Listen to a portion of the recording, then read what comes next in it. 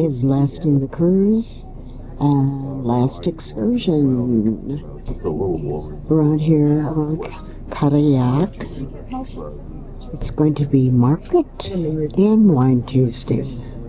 Darn, our group is going to the wine tasting first, then the market. Is one of those lovely appellations that you've learned about throughout the week. And where we're heading to is the Sauternes appellation. So Sauternes is essentially the smallest, or one of the smallest, of these appellations that we have here in the Bordeaux region.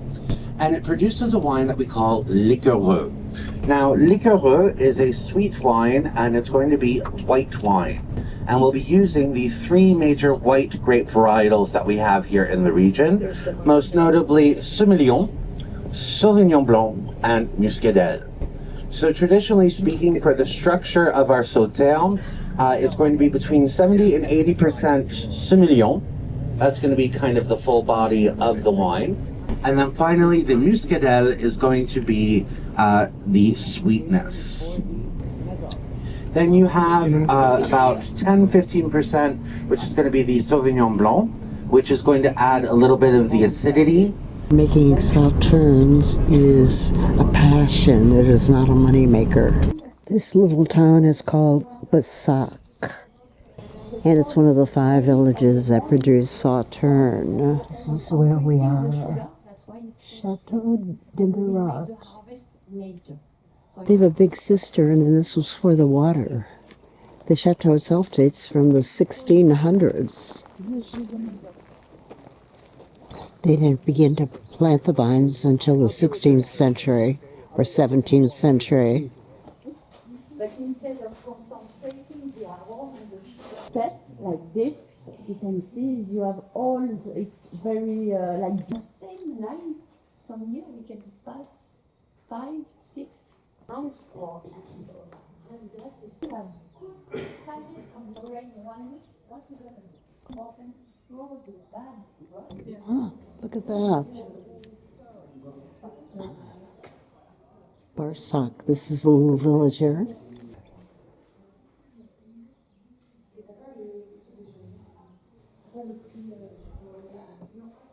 I would think the darker it is, the more concentrated it is. This is what she's talking about our guide was mentioning it has to have 2 S's. There has to be one at the end and one at the beginning. Ooh, my favorite, foie gras. Oh, this is perfect. It tells you all about the Grand Cru classes in 1855. You can see the Rothschild. Down here are Sauternes. Oh, there is Chateau, where we had that wonderful dinner. They're talking about the fermentation and all the details and how it takes to produce it, but I will never remember. Little turkey house. Over there. Yeah, there's, I think. Here's my Sauternes. This is the other tasting room. Which is a 2023. For the 2023, This is you'll notice that it's going to be light 2023. color, very fresh, fruity aromas. And here, traditionally considered a young Sauternes. So anything under 10 years. This is under 10. For a young Sauternes, this is going to be fresher. I am not going to try all 3. So about 15 degrees. And Here, traditionally, this is where you pair it with your foie gras over your Christmas break. But for the people from the Sauternes in the Southwest, this is where your minds will be blown. Sushi, Thai food, curries, great with these. Basically, you're looking for the spice, something to counterbalance the sweetness. Let it all kind of salad is good with it too. And then at the last moment, add about... Change my mind. I'm going to try the second one. So this is what we would call a properly aged, kind of regular aged vintage. Anything between 10 and 15 years. 2010 was an exceptional vintage all over. 2009, 2010, these were brilliant vintages for the region.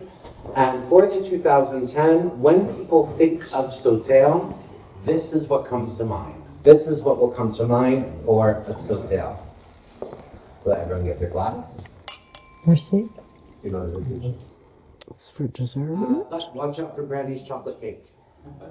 You go more with the citrusy stuff, like a lemon tart, a strawberry tart, or, personal favorite, dark salted chocolate.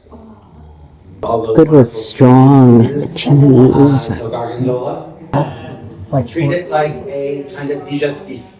Treat it like an after-dinner drink, like a cognac, an armagnac type thing. It's not going to be that burning sensation that you get from the cognacs or the armagnacs, but you'll see that it's extremely intense, very complex, very aromatic, and you'll get that kind of combination of very candied, honeyed, citrusy flavors with a little bit of toast to it.